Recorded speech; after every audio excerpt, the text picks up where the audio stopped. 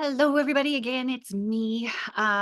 It's Amy Joy, and I am here to bring you another lecture on the ABCs of self-concept. So ABCs stands for affect, behavior, and cognition. So your affect, feelings and emotions, your behavior, obviously the things that you do, and your cognition, the things that you think about, your thoughts. All of these are aspects of your self-concept. Your self-concept is your personality. It's what you're made up of, what you present to the world. So there are some different theories when it comes to what we think of as personality and all the things that go into that. Obviously, genetics has a lot to do with that. So we've got a lot of, generational things that get carried on through, your DNA and into your life. So obviously we have to take that into account. However, what we're going to talk about today are the things that you actually present to the world. So your thoughts, your feelings, your behaviors.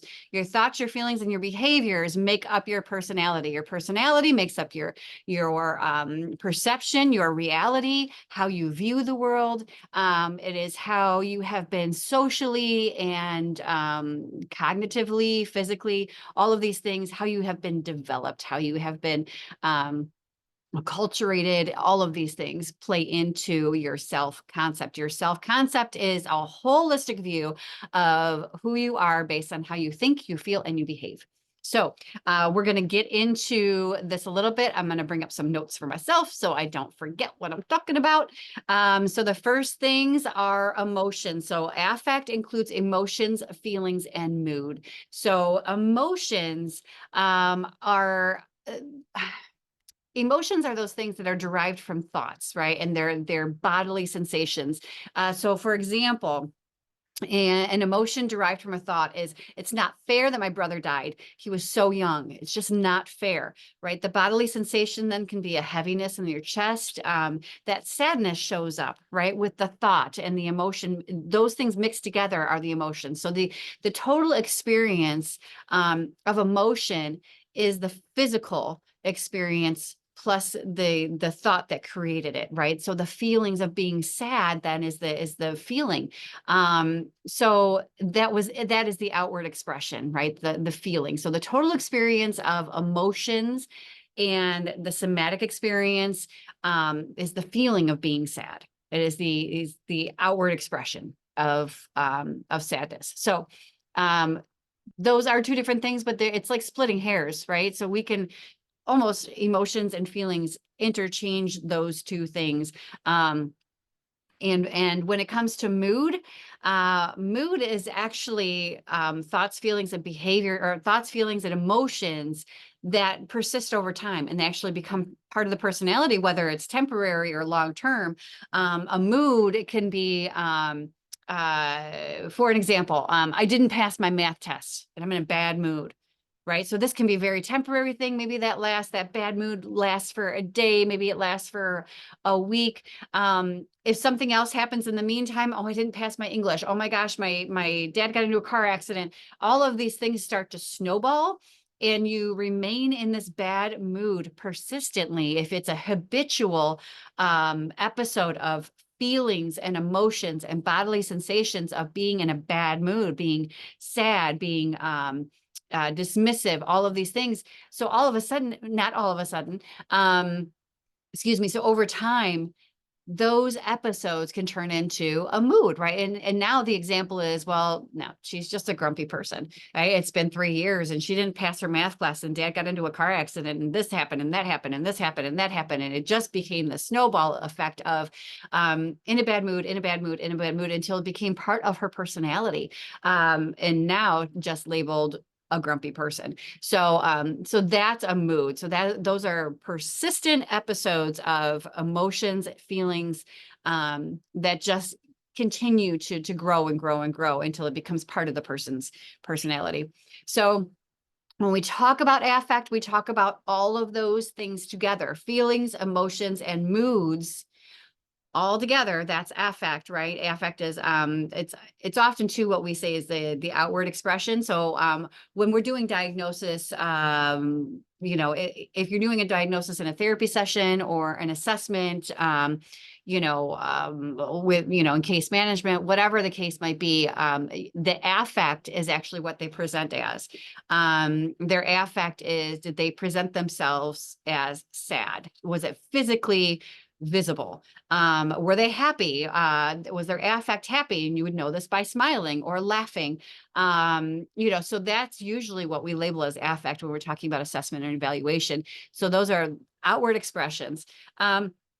So when it comes to feelings, emotions, and moods, all of those things influence behavior and thoughts, right? So our feelings and emotions influence the way we think about ourselves and the world. It also then influences the way we behave towards ourselves and others. So for instance, I'm in a bad mood, so I'm going to treat my brother like crap because I'm in a bad mood. He may not deserve it. He didn't see it coming, right? But I'm in a mood, and it influenced my behavior towards somebody else. And my thought was, well, I'm mad at him too, right? So it influenced my thoughts and my behaviors towards my brother, who may not have done anything wrong, but because I'm in that mood, because I'm having those feelings and emotions, it's influencing how I think and behave. So when we talk about affect, it absolutely influences everything else around us, or the way we interact with ourselves and others. So then it brings us to behavior. So this is the B of the ABCs of self-concept. So B is behavior. Behavior includes any action or interaction with oneself or others, right? So we just talked about being crappy to little brother. Maybe he was annoying us and we're in a bad mood, so we're going to treat him nasty. But behavior in and of itself also influences our emotions, feelings, moods, and thoughts. So all of it influences our affect as well as our thoughts, in a positive or negative way. So behavior. So if I'm behaving badly, it's probably going to put me in a bad mood, right? So if I just stole $100 worth of merchandise from Walmart, that's bad behavior, right? And that is going to either, I'm going to internalize that and be like, that was really crappy, and now I'm a crappy person, and that was awful and horrible, and da da da da da. Or you know what? That was so cool and I got away with it. I'm going to go do it again. Well, it'll eventually catch up to you, by the way. But behavior influences the way we think and feel about ourselves. So when it comes to thoughts and behaviors, it can also be a really good thing. So for instance, if you put children into a program, a martial arts program early on, if you teach them how to master their body, if you teach them how to become disciplined, how to take instruction, how to work in a group, if you teach them all these things in a behavioral way, the emotions and the thoughts will catch up. So if you start an exercise program and you're like, I am not feeling this sucks. If you stick with it long enough, you're going to actually start to feel like you owe it to yourself to do good things for your body, right? You're going to feel physically stronger. Emotionally, perhaps you feel like, or thought wise, you think, you know what, if I can do this, I can do more. I can maybe I can go kayaking this weekend, and I haven't been able to walk up a hill in 3 years.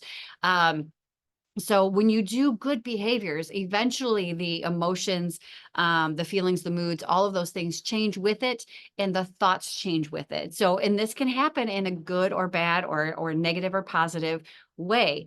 So if you can't think of anything else to do, if you don't have it in you to be like, I have a hard time being aware of my thoughts and catching my thoughts and changing those thoughts, if you have a hard time controlling your emotions, being aware of your emotions, start with the behavior, start with the physical.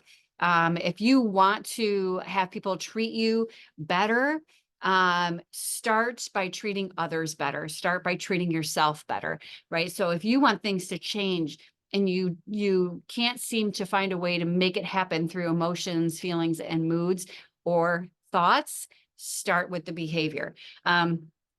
And I will tell you that it's a lot easier to change your thinking than it is to change your mood or your behaviors at first. But it is a good place to start if you really have a hard time being aware of the inner dialogue that's happening in your brain.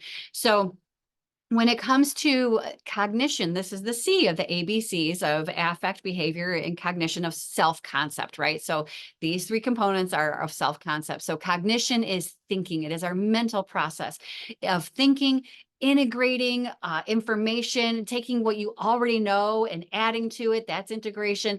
And innovating, coming up with brand new ideas and thoughts. Cognition influences your affect and behavior. So we know that thinking changes your mood, right? If you begin thinking positive thoughts, you begin feeling better about yourself and the world around you. If you begin having positive thoughts about your future, you begin to actually make plans and be motivated to have goals and to actually act on those goals, to act out the objectives and the activities that go along with accomplishing those things. So our thinking, our cognition absolutely has so much to do with how we view ourselves and view the world and our place in society. It is overall our self-concept is our personality that we present to the world, right? Our thinking, well, I'll start at the beginning, our affect, our behavior, and our cognition. So our moods, emotions, feelings, our behavior, the outward expression of the things that we do, and the thoughts, the thinking patterns that we have, the way we integrate and process information. All of these things together make up the self-concept. This is who I am based on how I think, feel, and behave, right? So when it comes to personality, this is who you present to the world. But personality, self-concept, and personality is what you is how you perceive yourself and others to be. So we're not able to necessarily take ourselves away from ourselves and put our mind into somebody else and perceive the world from their position unless we intentionally ask questions. Well, how do you experience that?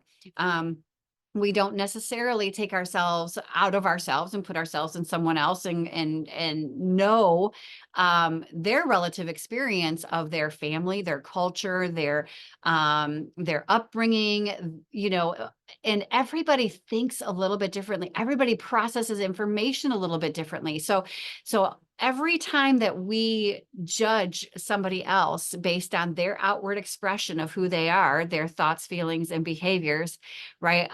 It comes from their own space of self-concept. It comes from their own space of understanding who they are and how they fit in the world. Same thing with you. Every time you perceive something, every time that you judge somebody based on your own, experiences, that's a reflection of who you are, not who they are. So just know that those three things together, our thoughts, our feelings, and our behaviors basically make up your personality. Your personality shapes your reality and your perception of reality. So if you want to change your perception or your reality or both, you need to change one or all of those things. Because if you change one to a greater degree, you're going to change all of them. If you change your thinking, you're going to change your affect, you're going to change your behavior. If you change your affect, you're going to change your behavior and your thinking.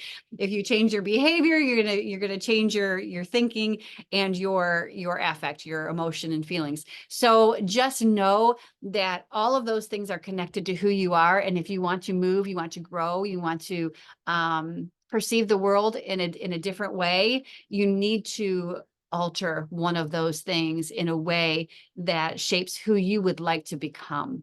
So life is all about the process of becoming. So I hope that is helpful in giving you some deeper understanding of self-concept, what it means, and how to move from one place to the next based on your cognition, your behavior, your affect, or the ABCs will reverse it: affect, behavior, and cognition. So I hope that helps, and I'll see you next time.